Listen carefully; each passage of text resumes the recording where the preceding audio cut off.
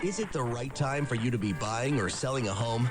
Don't go it alone. Trust the team at dangemus.com. I just want to say kudos. I thought it. A lot of people are thinking it. You said it. This is the Dan Gemus Real Estate Show. All right, we are back. This show is just humming right along, going nice and quick. And Heather Maritet in studio with me today. That's me. That's you. Lots going on. The market is definitely, we're feeling it pick up, which is great news. Obviously, the Bank of Canada decreasing the interest rate is helping again this past week.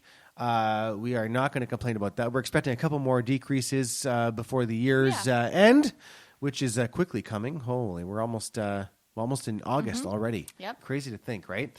But we have a lot of folks that are listing right now. Yeah. A lot Thinking of folks. about it, starting to, mull it over. They're mulling it over, and they're trying to determine what best to do with their house, how best to price, because obviously a lot has changed in the last couple of years with pricing, right, Heather? Like there's no set strategy anymore. There really is kind not. of all over the place. No, so you have to kind of take it neighborhood by neighborhood. Yep.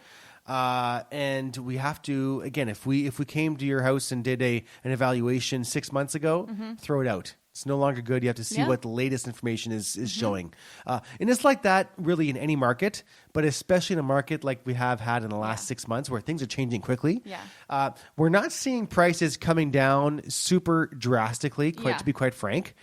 They're hovering in that, half, 570-ish range, average price for Windsor-Essex County, which has been for the last 6 months, for the last year, really.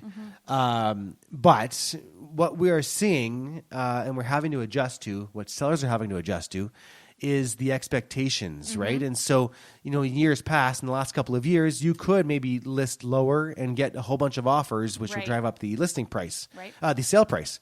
But that's no longer the case for the most part, right, Heather? Like we're suggesting that sellers pretty much list to where they're expecting to be, where they're expecting to sell, right? Where the market is expecting them to be, not necessarily where they want to be, because that's not going to be the best And also tactic. preparing them for a longer stay on the market potentially, because that's the new reality as well. Is something used to sell in like 5 to 7 days, and that is, it's happening, sure, in some situations, but it is not the norm anymore. We used to be, if I go back 5, 6, 7, 8 years ago, 10 years ago, like average time on market in Windsor-Essex was 3, 4, 5, 6 months. Yeah. That was normal. Yeah. It wouldn't be abnormal to see that. Now, we are nowhere near that stretch just yet. Right. But that is a sign of heading more towards a buyer's market. Yep. We're not there Or yet. at least something more balanced. That's it. We're heading more towards a balanced market, which is not a bad thing. The issue we're having right now is a lot of folks are still listing with what they were expecting in price a couple of years ago. Right. At the peak of the market. It's hard to let go of the whole idea of, well, a couple of years ago, my neighbor sold for this. Yes. When the reality is that we are not living in a market of a couple of years ago. We are living in today's market, and it has changed drastically, right? So having to have those hard conversations and truthful conversations about where the market stands today. And the market of a couple of years ago didn't make any sense. Sellers, were pricing just according to what they wanted to price, and people were buying them, right? That is not the case. Now people are actually looking at comparables again. They're putting conditions of financing again and inspections and house to sell conditions. So it's giving a little bit more leeway, which is not a bad thing. No. Having somebody be able to do their due diligence is never a bad thing. No, exactly. So let's talk a bit about how best to prepare your home for sale. Because again, unlike the market of a couple of years ago where it didn't matter what kind of shape your house was in, it was selling regardless. It's true. Now we're heading back to the older market where you have to make sure your house is in tip-top shape. Because there's more competition. It's popping up now.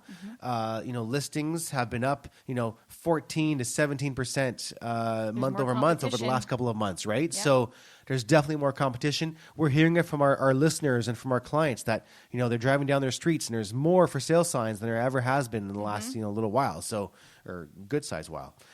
So what are some things you can do to prep your house for sale, right? Curb appeal. Huge. It's the first impression. It is. Right? So enhance your entrance, paint the front door, and update the hardware. So again, the first thing you're doing when you're walking up to see a house is walking to the front door. Yep. That's your first impression, right? Landscaping as well. Mow the lawn, trim the hedges. Make sure there's no clutter around that front walkway, the front porch. Clean it up. Just like little things that get in the way. They deter your eye from what's important. So That's just right. Clean it all up. You just said it. Clean the exterior, power wash the siding, and clean the windows. Driveway and walkways, repair cracks and clean oil stains. So give it a good clean. Outdoor lighting. So ensure all outdoor lights are working and consider adding new fixtures for better visibility.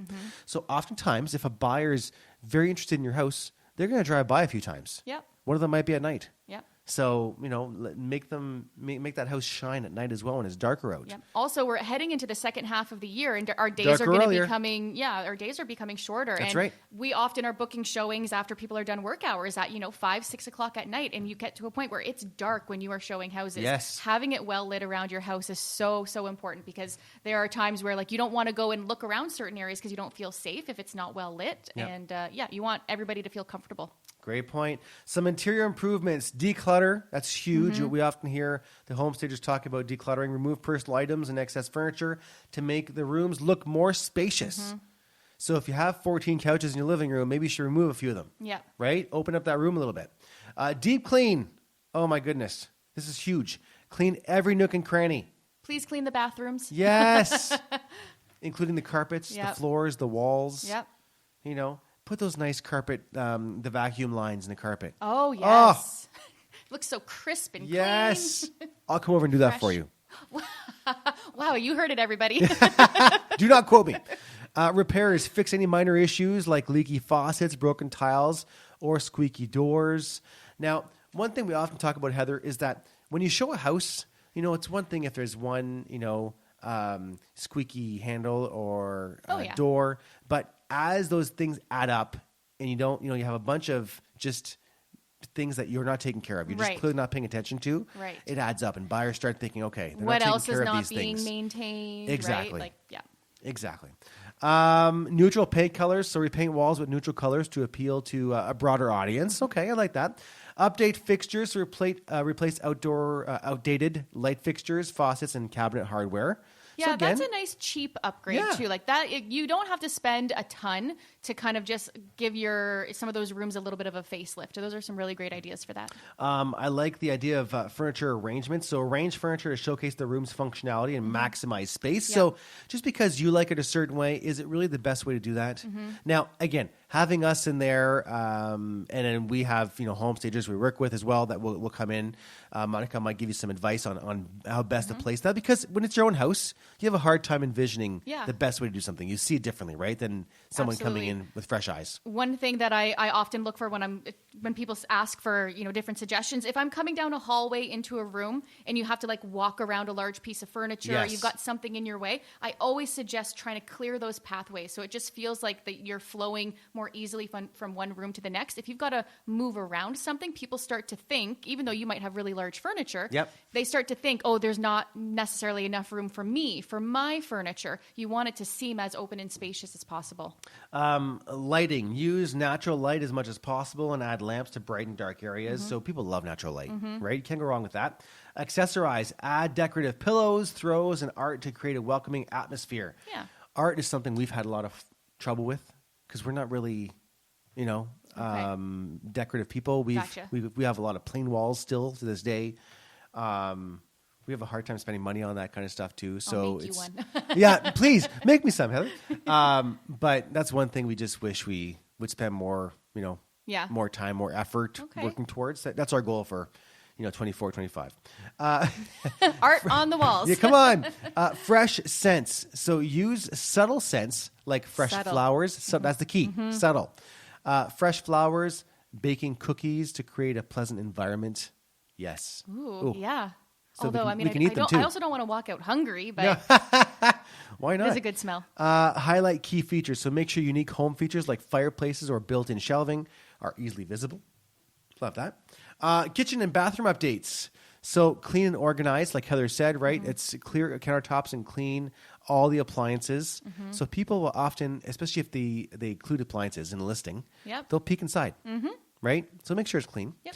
Upgrade appliances. So if necessary, update old appliances with modern, energy-efficient models. Now, I would say, Heather, what's the percentage of people asking for appliances and listings? Quite a bit. It's high. Yeah. It's up there. Absolutely. The majority, for sure. Right? Yeah, and I would say the majority of sellers just automatically include it. Yeah, they don't Every want to move once them in a around. while, you have somebody who is like, I absolutely love my fridge and I can't part with it and I must take it with me. But for the most part, people are, they're just leaving it because they're expecting it to be at their next house. Yeah, exactly. Nobody wants to move them. They're a pain. Oh, they are. Right? Let's see here. A couple more points. We're almost out of time.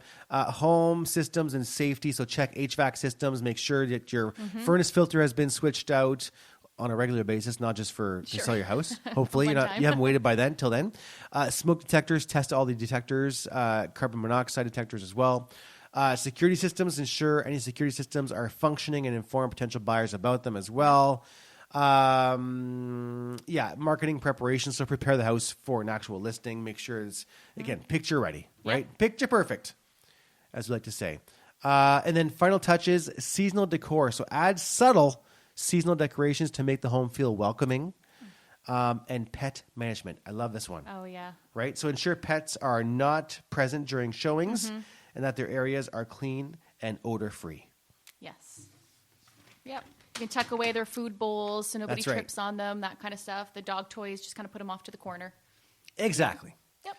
There you go, Heather. We're going to take a break. All We're right. going to come back. We've got some listener questions we're going to tackle. And lots more as well. You can always email your questions over dan@dangemus.com, DANGEMUS.com, or find us online, dangemus.com. Lots more to come right here on the Dan Gemus Real Estate Show.